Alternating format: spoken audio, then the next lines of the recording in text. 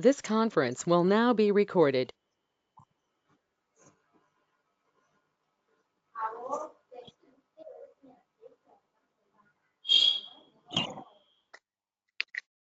Good evening, everyone. I am Rajni Jain on behalf of agricultureinformation.com. I'd like to welcome you all to this online meeting. Please take a moment to review the guidelines for this online meeting posted in the chat window. I now request the moderator, Mr. Lakshmipati, to introduce the speaker and start the meeting. Thank you. Thank you, Ms. Rajini. Good evening, everyone. I am Lakshmipati and I will be moderating this meeting. Agricultureinformation.com likes to welcome to this meeting Dr. Manoharan Krishna, an international organic agriculture scientist, agripreneur, and businessman, Vellore, Tamil Nadu. Dr. Manoharan Krishna will be speaking on the topic global opportunities for scientific and exportable organic agriculture. I now request the speaker to begin. Yeah, good evening to all of you. I'm Dr. Manoharan. My sincere thanks to Mr. Lakshmipati for a brief and crisp introduction of mine. You're welcome, sir. You all know that the agriculture is going away from human hands.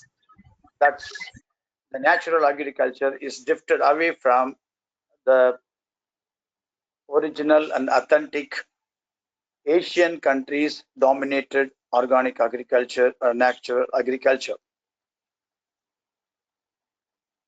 Today, what's happening throughout the world is a million years ago or 2 million years ago, or no one knows the real date when the South Indians started organic agriculture with available natural inputs for growing the crops. Before that, I would like to make all of your attention how the history could have been evolved on this organic agriculture. You all know that man would have evolved at the tip of South Asian countries. That's called Lemuria Khan. That is the history goes. History says, and the years and the millenniums goes beyond our imagination dates. Out of 49 Lemuria Khan, where man would have evolved according to the agri-climatic conditions and also the natural climatic and weather and other parameters are supporting that man would have evolved at this part of the world ever first. And since then, man started a much predated civilization where he started living in caves, top of the rocks, hills, and also top of the trees. And after living under that unsafe and uncertain the situations and environment, he would have started collecting fruits, leaves, vegetables, which are all edible and also which are all digestible to him and her. And finally, day by day, year by year, millennium by millennium, he could have started thinking about how to make food security. That is the starting point of agricultural technology. And since then, the technology could have evolved from zero level to the existing today's standard. During this the long travel of agricultural technology development, the inputs what you could have made is the most naturally available. The first one is soil, next one is the organic matter available around him. Let it be the sedimental soil or the plant wastage and other things, and also could have been the man-made bio decomposed materials. So along with this, several millions have gone day by day. He has started a scientific and technological approach to come up to chemical agriculture, and side by side throughout world people are practicing organic agriculture. As I told, agriculture is believed to exist more than 1 million years, and the agricultural activities between the Southeast Asians, especially the the oldest Bharat, where people started taking the rice, the spices, and also millet from us to different parts of the world. And there started agri-business, which is evergreen, continuously evolving process. As I briefed already, the ancient, here you can take it as a case study. Indonesia and Sri Lanka I have compared, though India is coming part of these two. As you all know, the ancient Indian leader called Rajendra Chola was conquered about 18 countries among this, within this region, Southeast Asian region, uh, where Indonesia and Sri Lanka, India comprises one. The ancient Indo-Lankan agricultural life could have been the oldest, as today the entire agriculture community across the world accepts, but no evidence, no document. On good faith, they all accept this one. The organization of organic agriculture might be from this part of the world. That is the very strongest belief even today it is there.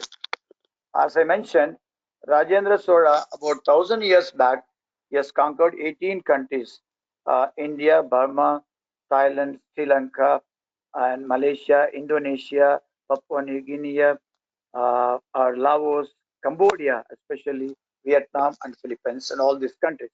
So that's why he is called Gadaram Vendrachoran. That is, across the ocean, he has conquered the lands and developed agriculture, and also from these countries started swapping the materials available here, naturally cultivated materials, especially spices and fruits. Also, the major commodity product today across the world is rice. So I request our moderator to just go to next slide, where we will see the natural resources. As I told already during the preluding session, that soil, groundwater, and rainfall system are suitable for sustainable organic agriculture and agriculture projects across the world. Here, repeatedly, I'm taking Sri Lanka as a central part of Asian countries because it is surrounded by ocean. Bay of Bengal and also Indian Ocean, and it has got very good wind velocity and sunlight exposure, the moderate temperature, neither hot nor chill, and at the same time very good rainfall when compared to India. It gets between 1,500 to 1,000, the maximum 1,500 to 2,000 mm rainfall, which is suitable for sustainable organic agro project. What do you mean by sustainable agro products? Because we have been concentrating on natural inputs and natural resources, like as I mentioned, soil, air, sunlight, rainfall, and ground level water. All this put together gives you natural resources. So as our session progresses, you'll be able to understand what I'm trying to mention. The agri-climatic parameters in this particular island country, wind velocity is about 10 to 30 kilometer speed. But other than the cyclonic period and also the typhoon periods, the bright sunlight, which is 500 to 600 kilocalories per centimeter, which is also suitable for South India right now, and also Indonesia, Thailand, Malaysia, and Brunei, Papua New Guinea countries. And absolutely pollution free, because this country doesn't have the most pollution evolving industries. So these are the important requirements for organic agriculture. Today, organic agriculture is supposed to be the more than 35% of the total agriculture sector across the world. But however, the importance percentage wise, our marketing research as well as the business potential research team suggests that today, throughout world post-corona era, the immunity system to build up among the people, among the animals, and also the pollution-free environment to be created. On this basis, across the world, organic agriculture is thought to be and also going to become more than 60% occupation of the agriculture sector. As I was mentioning, these natural agri-climatic parameters added advantage in our Southeast Asian countries, which are very important for organic agriculture, which is going to be from now onwards in near future the most promising the most promising sustainable business across the world. So that is the reason why when our organizers asked me to speak upon agriculture, though I have been in 150 countries so far, right from US, Canada, Italy, Belgium, Sweden, Portugal, Spain, France, entire UK, and our Germany, Austria, Russia, Mongolia, China, or Korea, Japan, Taiwan, Vietnam, and our most nearby Asian countries like Cambodia, Laos, Malaysia, Thailand, Singapore, Indonesia, Papua New Guinea, Brunei, and Australia, New Zealand, Tasmania, and nearby our sister country, island countries, Sri Lanka, Burma, and Nepal, and of course about 12 countries in African countries, and also South American countries I have traveled across for entirely organic agriculture project purposes. So when we gone through the entire profile of the world where organic agriculture being practiced, I vouch Cuba is supposed to be the number one due to various reasons. Our elder and passed away leader Fidel Castro practiced that small island countries into 100% organic system because of several sanctions from other developed nations.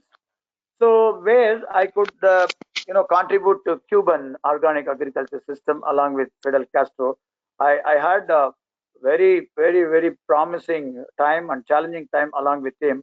He wanted very precisely, his approaches were very tangible, very smart, specific, measurable, achievable, and realistic to get tangible results. Nothing but Moringa organic Indian variety, that is PKM1, PKM2, he wanted to cultivate across his country, Cuba. And then he has given two plants to each family to get organic food, and also the excess, whatever the flowers or tender dump sticks, and also the grown up seed of dump sticks were collected by him, converted into various organic medicinal value added nutritional food. You all know that moringa leaf, moringa fruit, moringa seed contains plenty of amino acids, peptides, proteins, and also minerals. You all know about it, the basic, the characteristic property of moringa plants. So, like this, when we are concentrating in our country, a little more to be added to my profile when compared to Lakshmivadi. I've been, working on various countries. I'm also the Sri Lankan official ministry consultant for agriculture and farming activities, and also Indonesia we're working officially, Thailand we are working, Nepal, and African nations also. Here, what we are exactly concentrating is annual net profit per acre to be achieved minimum the Indian rupee around 3 to 4 lakhs, or Sri Lankan rupee about 5 to 6 lakhs. All put together, it is coming to around 3,000 US dollar to 5,000 US dollar as a net profit. So this is possible only when you make exportable global standard organic agriculture. You all know that we have been practicing for several million years organic agriculture in our country, but the standard operating procedures, the standard inputs, and also our customized conventional traditional inputs are not up to the standard scientific specifications of the entire world. So today, if you want to survive, you want to make global exportable organic agriculture, you must reorient yourself to adapt scientific organic agriculture methods, as I'll be briefing right now. The annual earnings per acre, uh, it crosses more than 2 lakhs to more than 2 lakhs. Project becomes sustainable. As you all know, today the per capita farmer per acre earning in India is average 25,000 rupees. If 25,000 rupees net profit is made by any farmer in India, or on an average I'm talking about, there are many people who are making very good net profit, which crosses about 6 lakhs to 7 lakhs also, which have been already achieved by us in several crop systems, according to our tropical agro system, pertaining right from Philippines to across Indonesia, India, African countries, South African countries, and our Atlantic Ocean island countries, also the South American countries and Middle American. That is, the Guyana, all three Guyana countries: French Guyana, Dutch Guyana, and British Guyana, Ecuador, Argentina, Brazil, and other countries nearby to Mexico, and little upper than Mexico also you can consider. The annual earnings per acre, as I mentioned, if it crosses $3,000, it will be the biggest income, and it would become sustainable process, because we never depend upon toxic chemicals, whereas we depend upon only each country or each union, like European Union or USDA, United States Department of Agriculture, and Demter of Germany, or EcoCert of France, which is suitable for Europe, and JAS, Japanese Agro Standards for East Asian countries. These are all specific standards which we don't want to enter right now, unless otherwise you fulfill those and meet those international specifications of your agro products. You will not be able to sell them as organic agriculture products in those countries or in those regions. So I would take 2 minutes to clarify uh, to you all what are chemical agriculture and organic agriculture. As I already told, organic agriculture I no need to talk again, but one thing to be mentioned is our ancestors of India practiced conventional and orthodox, very traditional organic agriculture without knowing much about the plant growth regulators and scientific specific requirements of the inputs, like macro nutrients, secondary nutrients, micronutrients, and microbes. But their system confined all of them by default, because they were plowing very well the land, and they're giving the animal waste and animal decomposed compost material, and also the green manure they were using plenty from the nearby hills and nearby all the barren lands. They used to harvest them and put it inside, and uh, plow them through bulls. Because of them, they undergone the submersion in the soil along with water when they used to cultivate paddy, and after paddy they used to go for other crops. That is the rotation of the crop system. These are all built-in system, but our ancestors were not scientifically enjoying those parameters.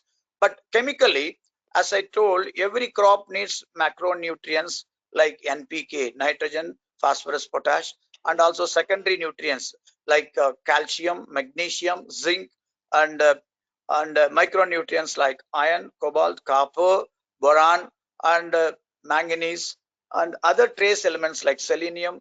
And along with all these things, also microorganisms like azospirillum, phosphobacterium, trichoderma viride, pseudomonas fluorescens. So by using all these chemical inputs, per se, I should also mention about how these chemical inputs have been introduced to our agriculture system across the world. As you all know, little history, between 1904 to 1950s, that is half of the century, this world has undergone the turmoil of First World War and Second World War. Due to this acute shortage of food from different parts of the world, arisen, and because of this, the entire farming community gathered together and thought about that how to get rid of this food poverty across the world.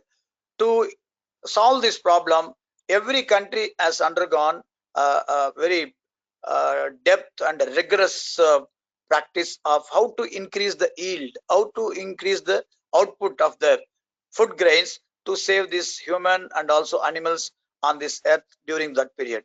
So there it came, the the production of urea, production of DAP, production of potash, and followed by all water soluble fertilizers because of drip irrigation system.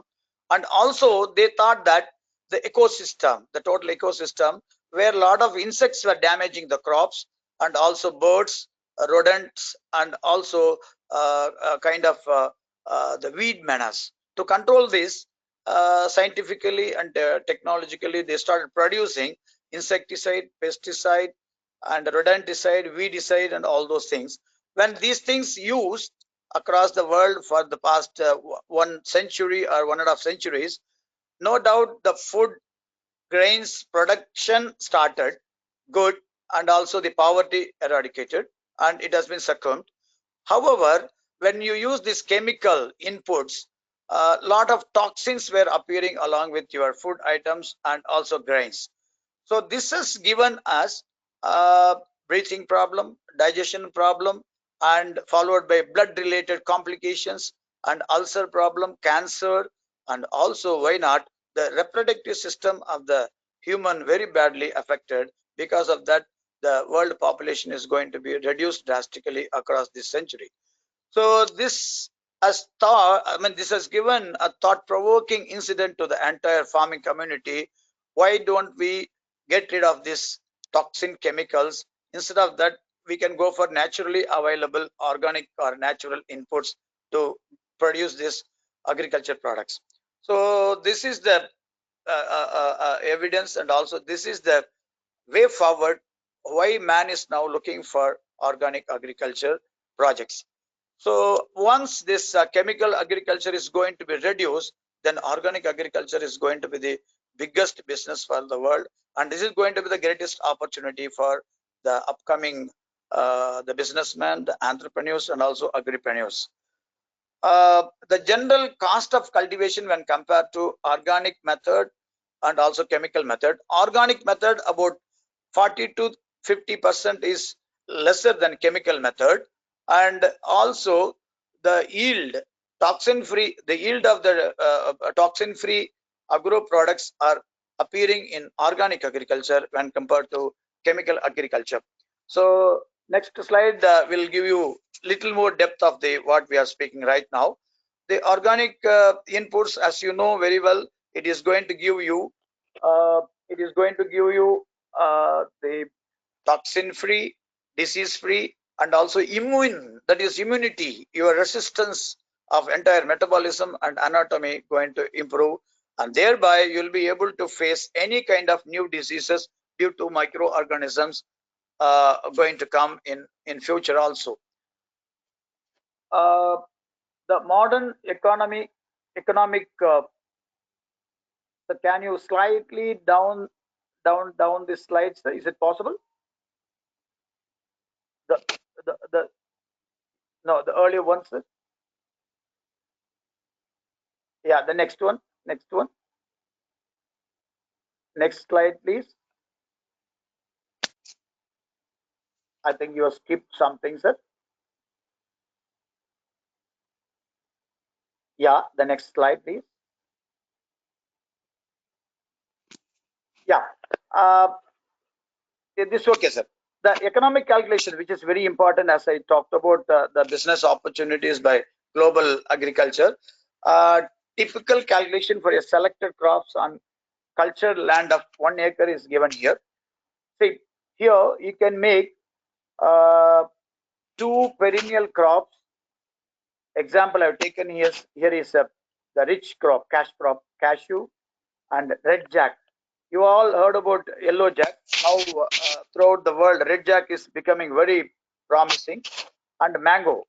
Now the mango, you all know that India is producing more than 20 billion tons of mango and for captive purpose and also exporting across the world. Goa, of course, Thailand and East Asian countries and our country also making a lot of guavas. And of course, our country is producing a lot of pomegranate, which is going to be intercrop for the crops like cashew, red jack, and mango. And the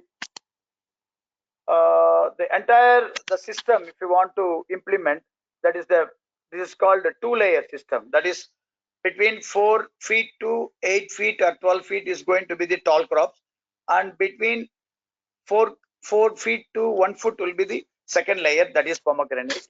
The cost of implementation of this project will be around 3 lakhs per acre, and two short-term crops can be introduced. In that, sub intercrops, that is cash crops like brinjal, lady's finger, tomato, and also little bit perennial crop we can introduce, like your pineapple and also the dragon fruits. One annual crop papaya also can be intercrop, like papaya, red banana, and drumstick also we can add. Thereby you can get around 2 lakh rupees out of this. So the net profit per year 1 lakh, and the second year you will be getting 2 lakhs, and about 2.5 second year you will be getting 2.5 to 5 lakhs, and the third year 3.5 to 7 lakh. As I mentioned, this is very easy to achieve by doing this multi-layer multi-crop system, which I will be talking to you little later. Yeah, next slide, sir. Please, all the listeners or all the participants, kindly note all your doubts and keep it ready, which will be clarified and answered during our question and answer session. Please, next slide, sir.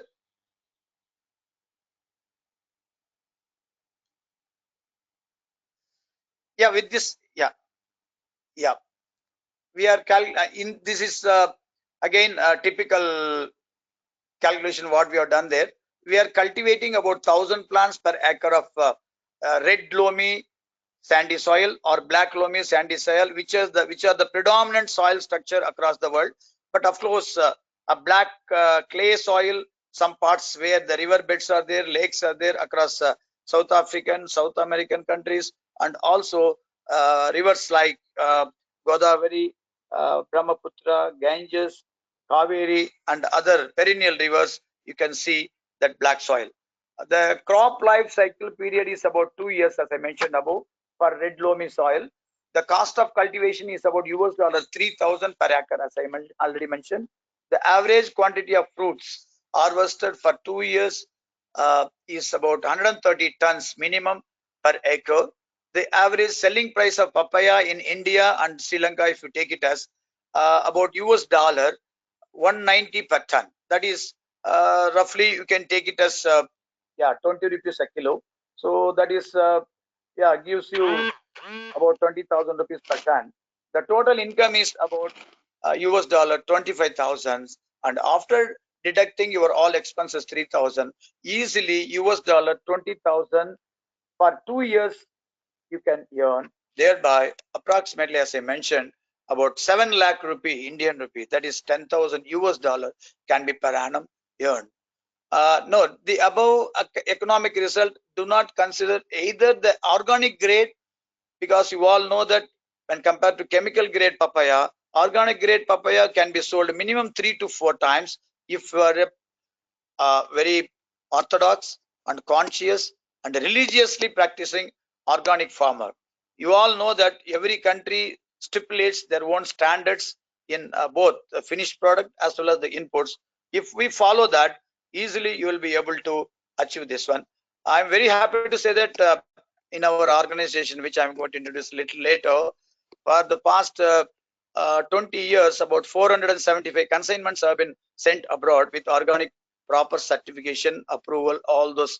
You all know the standards and the licenses and other regularities and legalities. We never had any problem with rejection. That is zero rejection so far we are practicing. It's because we are very conscious, very orthodox, and very sincere in giving inputs, only the permitted inputs of that particular country, and also the natural resources. The next slide will give you more light on how we are going about the multi-layer multi-crop system. Before that, I would like to also mention about our own organization, Natura Agro Organica. Sir, next slide, please. Yeah, you can see Natura Agro Organica. It's a world-class 100% organic farm, which has been started about 30 years back, and not only 30 years back scientifically, but before that, our parents and our grandparents were practicing for more than 200 years with various commodity products. You know that yester century farmers were concentrating only commodity products like rice, sugarcane, groundnuts, uh, and other millets, and also some kind of vegetables and fruits for captive purpose. But they never thought about exporting by themselves. They always used to sell to the traders, and the traders used to categorize them and then used to give sell them in indigenously our Indian market and also export them. Our Natura Agro Organica now 100% scientific, technological, and techno commercial, and also the sustainable way we are practicing organic agriculture. As I already mentioned, this Natura Agro Organica farm is located in Vellore at the foothills of Javadu Hills. It has got a very good hill canopy, pollution-free lake vicinity, high intensity sunlight. As I told you already, 500 to 600 cals per square centimeter. Pure air. It doesn't have whatsoever any pollution other than the local few vehicles which are running across, and very good wind. Humidity is the plus point in this place, where humidity during summer about 45% down, and during winter and rainy season it touches about 80%. And moderate rainfall, it is less than 1500 per annum. And however, the rain is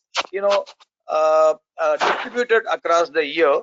Only during April and July we don't get rain, but July onwards we continuously get the rain. The soft groundwater, red loamy soil, and also the typical tropical climate. The temperature doesn't cross 35 degrees Celsius upper side, and the lower side is only around 15 degrees Celsius. Why I'm mentioning all you people, all you listeners and participants, these are the organic, these are the organic, yeah, these are the organic climatic conditions required across the world to make A-class and exportable organic agriculture projects. If you don't have these kinds of agri-climatic conditions, please take your own risk, and also consider that if you're able to move to a location where these facilities are available, or this kind of infrastructure and natural climatic conditions available, that would be the successful projects you can build up in that locality. Locationally, our farm is advantageous, well connected to roads. All multinational airports are available nearby Bangalore, and also Chennai and Trichy, and also Hyderabad. The more than about 450 crops we have studied so far, and out of that, about 100 crops are intensively cultivated and exported to 14 countries today. As I mentioned you, all crops, whichever we select and whichever we are practicing here, is it should be agri-climatically cultivable.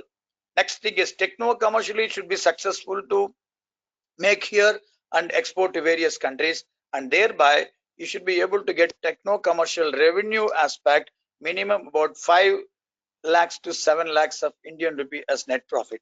So I hope this uh, slide has given you a real eye-opening, because in India, that too in Tamil Nadu, North Tamil Nadu, Vellore is supposed to be a very hottest place in our topography, and using this sunlight and with available the groundwater and rainfall, we are able to make a minimum water requirement based crops, like dragon fruit we are making, pomegranate we are making, different types of mangoes we are making, gooseberries.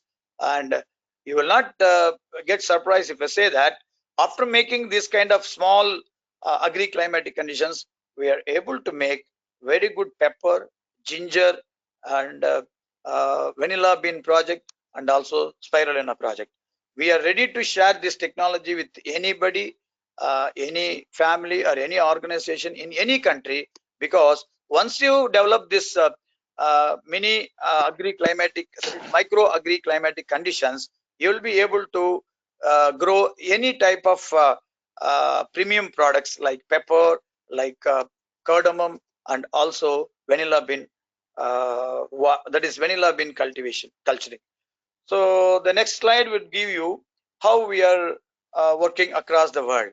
And also the agripreneurs who are listening to this will be excited by this time. Why can't you convert any barren land in any part of the world into such a high profit making organic, that is exportable organic project? So the next slide, please. Next slide, please. This I've already talked to you. Anyway, you can also look at that. The agri-climatic suitable customized crops you have to select. As I told you, the crop to be made according to the soil, crop to be made according to the water availability, crop also to be selected according to the rainfall system, temperature, the moisture content available in the, that is humidity available in that locality, and also other parameters. Important one is the sunlight intensity. So in this tropical region, fruits like fruits we can make, and also cashew, red jackfruit, mangoes, guava, dragon, durian, pomegranate, plenty of citrus fruits we can make, red banana, papaya, drumsticks, spices like moraya. You know, the moraya is we call in India curry leaves, and it is called Moraya coinigi japonica.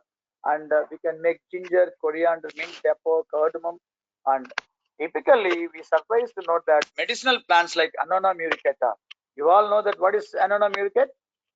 That is nothing but anti-cancer property containing fruits, fruit yielding plant. That is in Tamil it is called mulsita, and also Nicanthus, very good BP sugar controlling plant. That is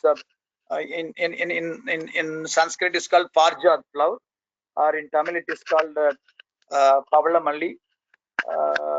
And also the Australian jamuns are growing very well, gooseberry and half countries. Organic crops annual income minimum, as I told you, we are achieving 7 lakhs to 8 lakhs per acre. And global standard tender coconut project, exporting coconut water to Middle East countries, very prominent here. And all types of value addition can be done here. Like example, pomegranate can be just opened up the shell. That grains alone you can pack it in dry nitrogen, and also can be transported to cold countries where it is consumed instantly or as soon as possible on its arrival to various countries. The all types of value addition is possible. Today, we all know that the global quantum of organic business is crossing 10 billion US dollar. But it's much as per our market research and also economic calculations, it would be at least 1.5 times more than this. But these are all available data only we are considering. Sir, next slide, sir, where we can see about multi-layer multi-crop system.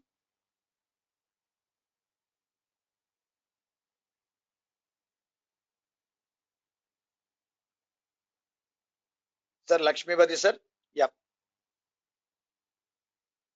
Rajini, Miss Rajini. I don't know who is operating this presentation. Rajini is doing it. Miss Rajini. Yeah, Rajini, please. Yeah. Yeah, No I'm problem. doing it. As you all know, no problem. She can do it little later also. Yes. Of course, I should also touch about livestock because you are all anxiously asking about it. I'm very clear about all animal husbandry system, including poultry system and organic milk, and also yet to milk, and also value addition after the milks.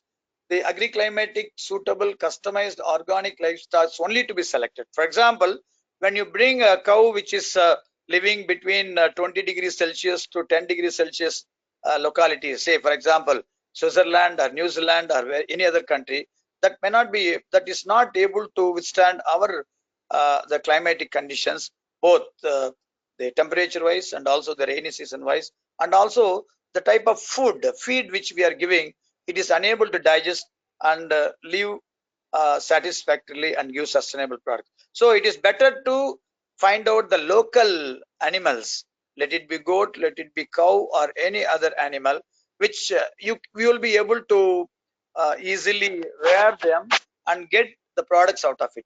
For example, if any desi cow or Indian cows or any genetically pure cow like Kangrasi or Sahiwal or Kangayam Madu or any for that pace, that purpose, any Asian cows or South African genetically pure cows, it gives you year two milk. You all know that difference between the year two milk and the hybrid cow milk today is that uh, the protein content available here is highly suitable for our health, in the sense it gives you very good blood control system, blood flow system, thereby the heart problems are not there.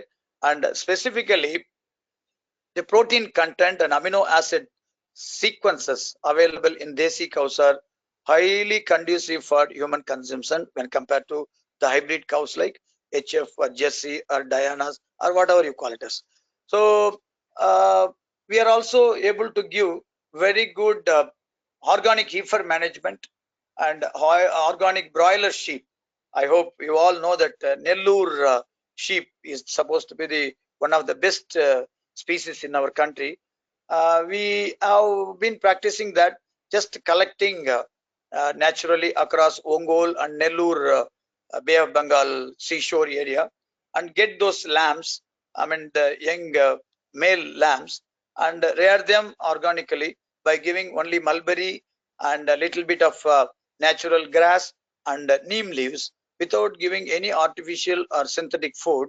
We are growing, and it is growing up to our surprise within 5 to 6 months 60 to 70 kg live weight, and thereby it's after culling and after doing dressing and other things, we are able to get 30-35 kg of pure mutton which are being exported. And also organic heifer management we found very profitable when compared to milch animals, because you know very well any milch animal in Sri Lanka or Indonesia or India, it costs somewhere around $1,000 to bring in with a good condition, that is around 65 to 75,000 rupees. Instead, if you go for 6,000 to 7,000 young baby calf, that is heifer management, you grow them for 1.5 years, it gets conceived, and in open market you can sell it somewhere between 60 to 70,000 rupees. So 6,000 within 2 years gets converted to 70,000, whereas the milch animal, when you buy it and maintain them and give all kinds of fodder and feed, you get the milk approximately average around 5 to 10 or 5 to 8 liters milk only is giving, and that it is giving for 6 to 7 months. And in an average cost of milk production per day, I mean for any animal, comes around 25 rupees Indian rupee or half a dollar, whereas selling price of milk in this country is less than half dollar. So thereby any liter of milk you sell, you undergo loss for about 5 to 10 rupees. So instead you grow heifer management, and you follow heifer management, which gives a fantastic result. And also some of the people we recommended, and given technology given technology to given technology to our southwest state Kerala, where they are rearing female bulls, sorry, male bulls, and converting them into organic non-vegetarian material and exporting to various countries. And they say that it is much better than sheep broiler rearing. But you all know that Hindus don't grow, the broiler bulls. They want to, they worship them, and then because of that some problem is there, so they won't go for that. But however, other people can take up that project as a very promising and very high profit one. So all types of value addition, as I told already, is possible in this sector also. Like instead of making year two milk or organic milk, make organic butter, organic cheese, organic paneer, or any other value addition like ghee also you can make and export to various other countries. So the next slide please. The next slide please. Rajini, please. Rajini? An important thing is the outputs, that is excretia of these animals, can be used for our organic agriculture. You all know that can be capitalized here. That is one of the plus point. Ma'am, you are not gone to multi-layer multi-crop system, ma'am? Yeah, modus operandi, yes. See, this modus operandi you can easily make out by this time. Almost 30 minutes I've spoken. Innovation, our all the technology which we are suggesting, and also on BOT basis, build, operate, and transfer basis, we're implementing across the world, is based on innovation, cost effectiveness, productivity, low toxicity products we are producing as per the norms and specifications of required importing country. And also it's a very highly sustainable and profitable, and ultimately it is natural process, so it can be practiced for several decades or century. What we adapt technologically and scientifically is enriched soil management. Basics of Israel technology we collected, but adapted as per our ancient ancestors methodology practiced in India. And we also do integrated water management system. For example, whatever quantum of water due, I mean the rainfall is available, and also the groundwater available, according to that we pump the water as per Russian technology, save it in one reservoir above the ground level, and gravitational force we use it for sprinkler irrigation, drip irrigation, and also we call it as micro flood irrigation, which is a new concept we adapted. That is nothing but earlier our ancestors were using broad canal irrigation system. Instead of that, convert that canal into 6 inches broad. Instead of making 6 feet broad, you make only 6 inches, give the water to a nearby root zone area of any plant. You are able to save water.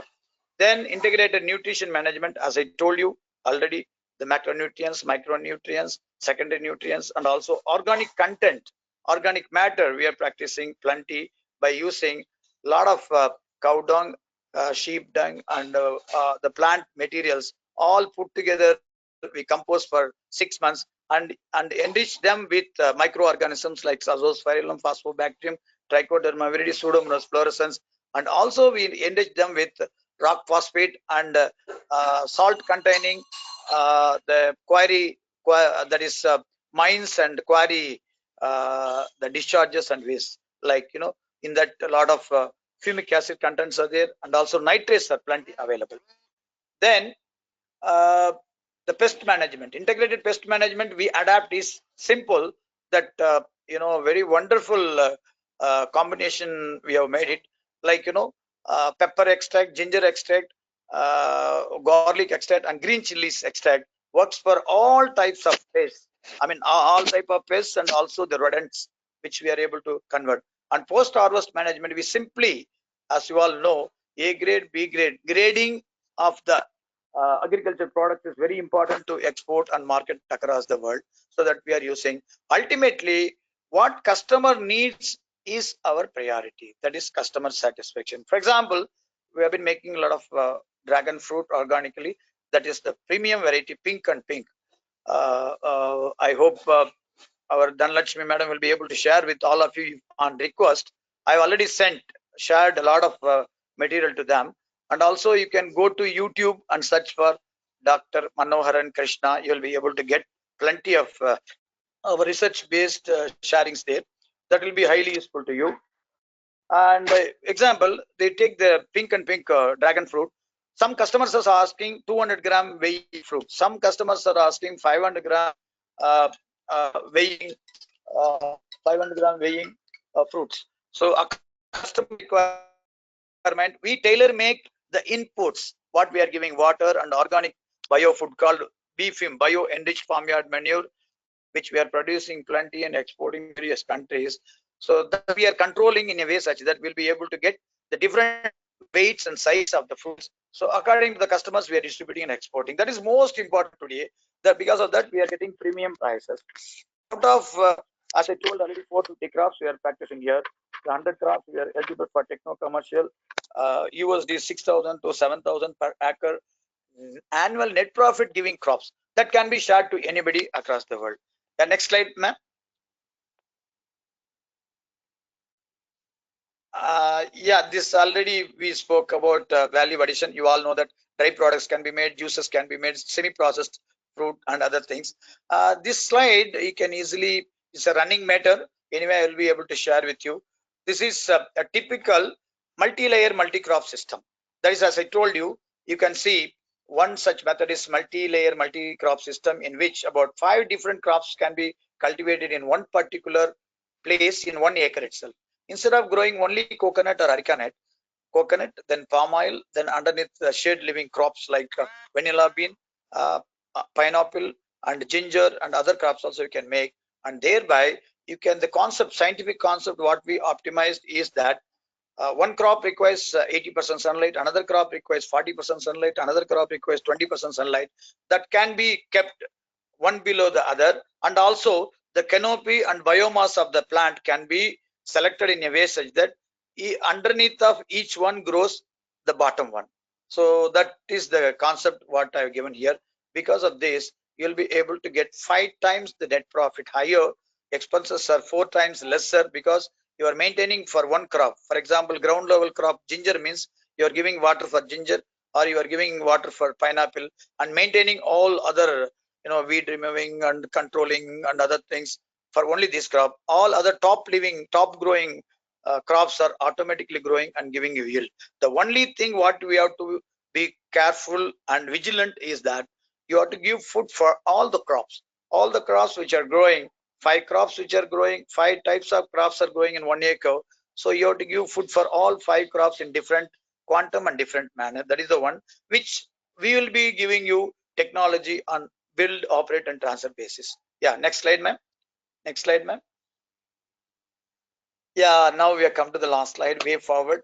Only organic or 100% organic exportable agriculture projects can be shared with you on greenfield project basis, on revamping of the existing projects. For example, many people are having guava orchard, mango orchard, citrus orchard. Underneath, we can suggest you plenty of crops according to the soil structure and agri-climatic parameters there, and introducing phyto-friendly intercrop system to maximize the profit by adopting multi-layer multi-crop system. I'm very happy to share with all of you. So now I become open to answer any question or any clarifications to be given.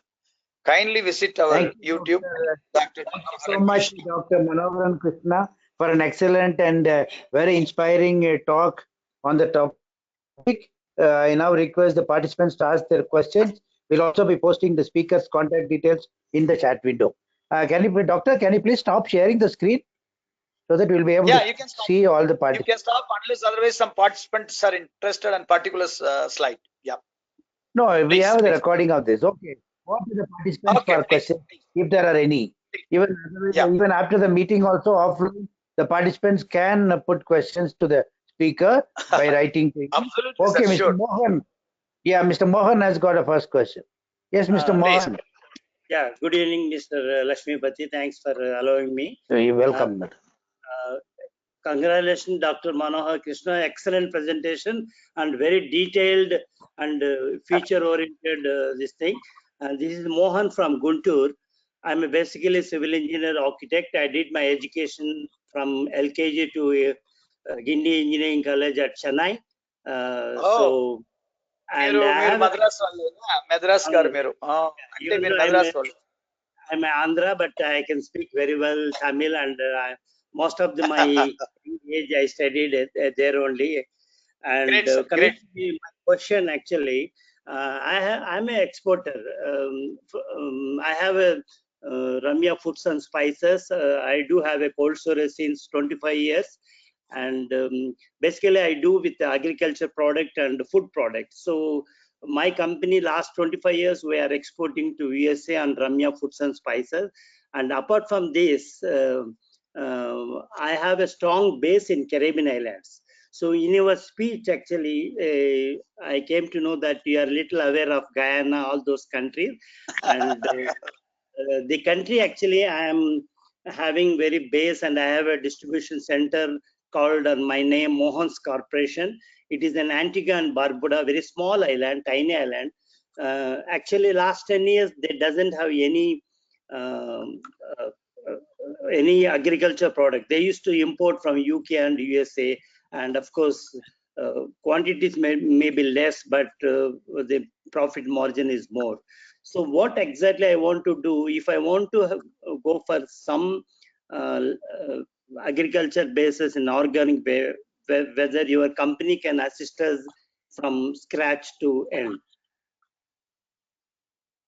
Yes, sir. That is called greenfield. Last slide has given you, if you're concentrated there, that's called greenfield project. Any location, any part of the world, or any part of our Mother Earth, we can produce it. Only what is important is what is prevailing agri-climatic parameters there. That we will be evaluating as a first prima facie. According to that, we'll suggest you what can be made there, what could be better made there and exported. Among that, again, for example, though because of shortage of time, my session is normally 3 hours when I speak to all international farming community. Even last week also I spoke to Indonesian team, which went on for 4 hours. They did not get up. Here 7 o'clock India means there it is night 11 o'clock. They never got up. All of them just turned to listen to their agri-climatic. Like that, we can easily identify the crops which can be planted or which can be cultivated right from small scale 1 acre to 1 lakh acre mega scale, and in that what particular variety is important to the world, that I can suggest you, so that you can immediately implement that particular variety. For example, everyone knows that genetically pure pomegranate has got, the pineapple has got very good market across the world. It is today 132 billion market, actually such a big market. But the issue is that MD2 variety is most liked by cold countries. None of us or most of us don't know. So like that, we should be able to cultivate a particular variety or fruit or vegetable which is sold for premium prices in certain parts of the world. That is our smart techno commercial scientific exportable organic agriculture, sir. Okay, thank you. Thank you. Next question, Mr. Mohan. I'm sorry, gentlemen, we have got a very little time for a few questions, maybe 1 or 2 questions. Mr. Mohan, your questions are finished?